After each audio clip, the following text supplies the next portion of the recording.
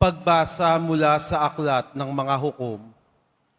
Noong mga araw na iyon, sa bayan ng Zora, ay may isang lalaking Manoa, ang pangalan, kabilang sa lipi ni Dan.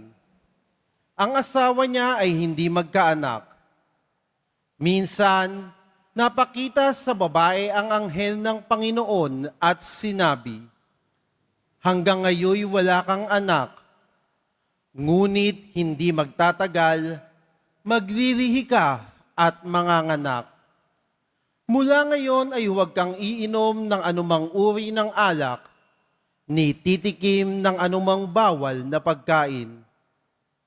Kung maipanganak mo na siya, huwag mong papuputulan ng buhok, pagkat mula pa sa kanyang pagsilang, ay itatalaga na siya ng Diyos.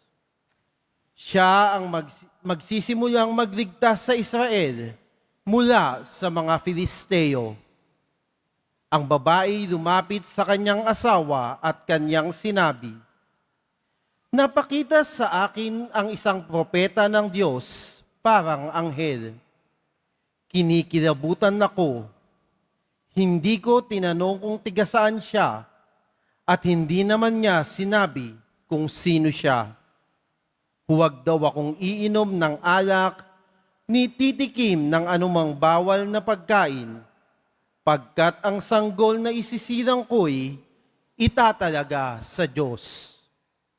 Dumating ang araw at nanganak ang asawa ni Manoa.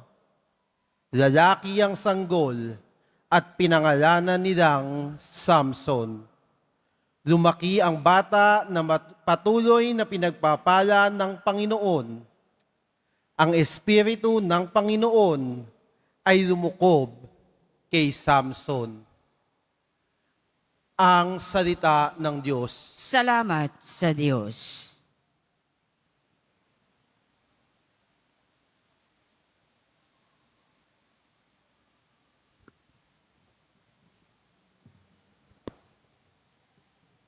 Lagi kong papupurihan ang iyong kapangyarihan.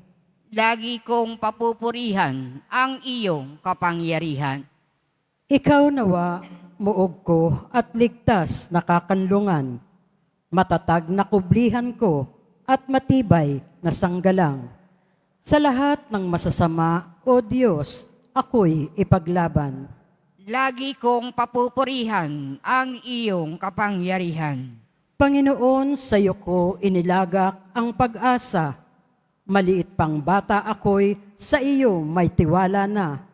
Sa simula at mula pa, wala akong inasahang mag-iingat sa sarili, kundi tanging ikaw lamang.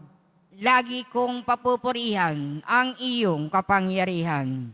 Pagkat ikaw, Panginoon, ay malakas at dakila, ang taglay mong katangi ay ihahayag ko sa madla. Sa pulpa sa pagkabata, ako'y iyong tinuruan.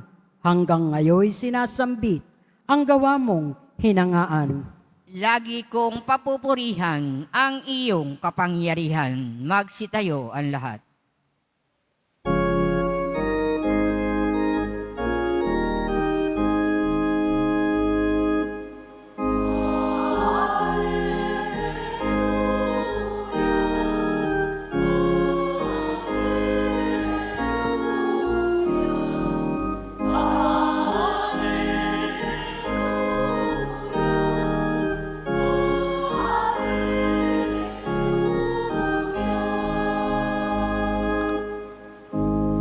Sanga kang ugat ni Ese,